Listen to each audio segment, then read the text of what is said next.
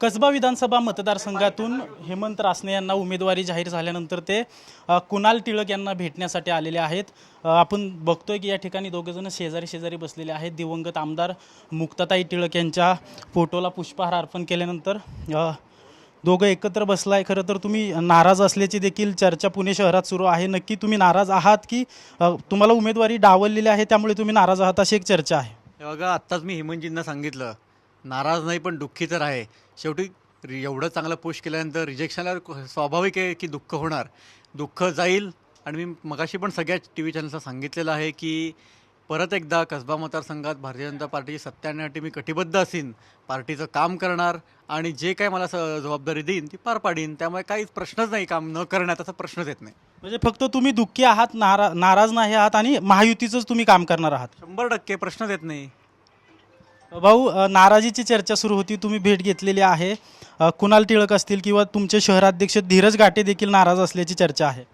नाही, आज ज्यावेळेस आपण एखाद्या पक्षात काम करतो, त्या पक्षात काम करत असताना एखाद्या जागेकरता 2, 4, 5 जण हे क्षमता असणारे कार्यकर्ते असतात, पदाधिकारी असतात। त्यांनी अनेक वर्ष काम केलेलं असतं, परंतु त्या ठिकाणी एकालाच कोणाला तरी संधी मिळते, बाकी 4 जणांना त्याच्यात वाईट वाटणं, दुःख होणं, त्यांनी केलेली मेहनत असती।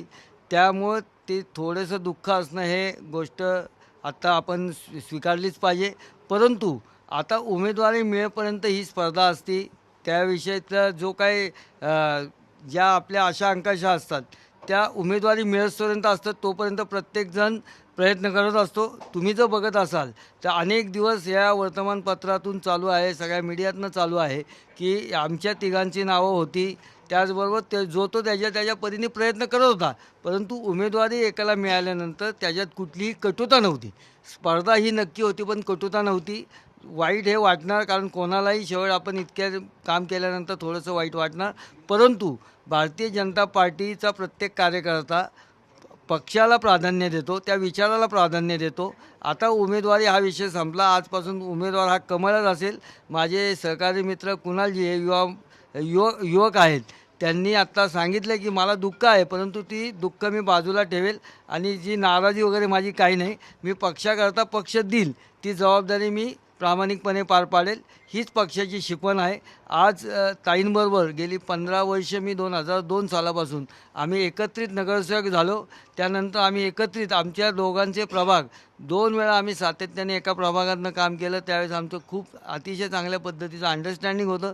त्यानंतर ताईंना महापौर होण्याची संधी मिळाली, त्यांच्या पाठोपाठ मला स्टँडिंग कमिटी चेअरमन होण्याची संधी मिळाली, ताईंना त्यावेळेस आमदार होण्याची संधी मिळाली। दुर्दैवाने ताईंचं अकाली निधन झालं, त्यानंतरच्या काळामध्ये मला पक्षाने संधी दिली, त्यावेळेस मी यशस्वी होऊ शकलो नाही। परंतु ज्या पद्धतीचं काम गेले अनेक दिवस केलं, त्यानंतर पुन्हा एकदा पक्षाने माझ्यावर विश्वास दाखवला आणि यावेळेस सगळ्यांना बरोबर घेऊन, जनतेचा आशीर्वाद घेऊन यावेळेस नक्की आम्हाला विजय मिळेल आणि ह्या विजयात आम्ही सगळेजण कष्टात आणि विजयात आम्ही सगळे सहभागी असू। भाऊ, कुणाल टिळक यांच्याकडून सांगण्यात येतं की मी दुःखी आहे, नाराज नाही, परंतु तुमचे शहराध्यक्ष धीरज घाटेंच्या कार्यालयात आता कार्यकर्ते जमायला सुरुवात झाली आणि त्यांची आम्ही प्रतिक्रिया घेतली। ते म्हणले मी नाराज आहे, सलग 4 वेळा मला पक्षाकडून डावलण्यात आलं आणि माझ्या भावना मी योग्य रीतीने दर्शवेल।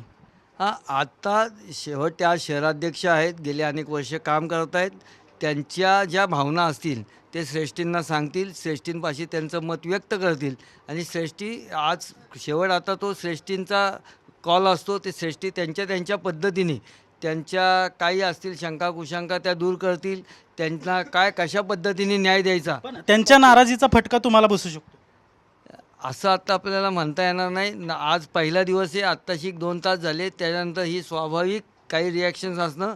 त्यांनी सांगितलं आहे मी पक्ष श्रेष्ठींना भेटणार आहे, श्रेष्ठींना भेटल्यानंतर श्रेष्ठी त्यांच्याशी चर्चा करतील, श्रेष्ठी त्यांच्याशी त्यांची कशा पद्धतीने समजूत काढायची, त्यांना काय नक्की पक्ष।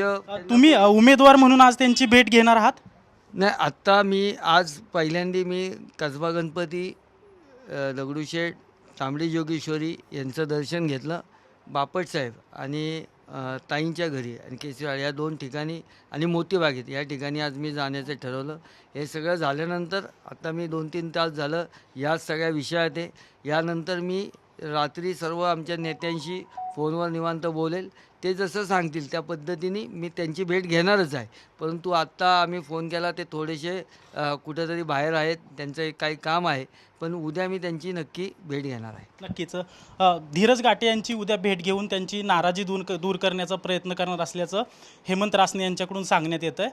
कॅमेरा पर्सन सुशांतसह अजिंक्य धायगुडे, TV9 मराठी, पुणे.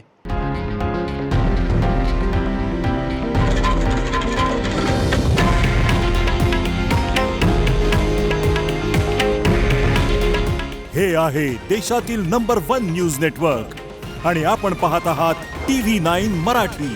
काळजी तुमची, हित महाराष्ट्राचं.